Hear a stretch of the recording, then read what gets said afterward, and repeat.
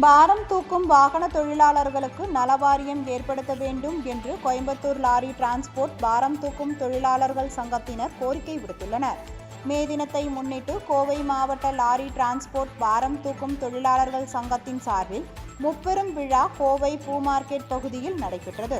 இந்த விழாவில் நலிவடைந்த பாரம் தூக்கும் தொழிலாளர்களின் குடும்பங்களுக்கு நலத்திட்ட உதவிகள், கல்வி உதவித்தொகை, விதவை பெண்களுக்கு உணவுப் பொருட்கள் வழங்குதல் மற்றும் சுமை தூக்கும் தொழிலாளர்களுக்காக பல்வேறு போராட்டங்களை நடத்திய 5 பேருக்கு வாழ்நாள் சாதனையாளர் விருது வழங்குதல் என பல்வேறு நிகழ்ச்சிகள் இடம்பெற்றன.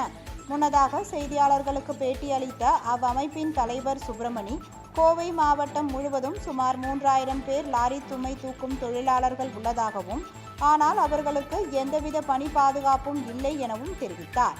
பணியின் போது உடல் உறுப்புகள் சேதமடைந்தாலோ அல்லது உயிரிழப்பு ஏற்பட்டாலோ சம்பந்தப்பட்ட நிறுவனங்கள் சார்பில் மட்டுமே உதவிகள் கிடைப்பதாகவும், எனவே அரசு சார்பில் காப்பீட்டு திட்டம் செயல்படுத்த வேண்டும் எனவும் அவர் கேட்டுக்கொண்டார். மேலும் பல ஆண்டுகளுக்கு முன்பு தங்களுக்கு என துவங்கப்பட்ட நலவாரியம் தற்போது செயலற்று இருப்பதாகவும், எனவே மீண்டும் அதனை நடைமுறைக்கு கொண்டுவர அரசு நடவடிக்கை எடுக்க வேண்டும் எனவும் அவர் கேட்டுக்கொண்டார்.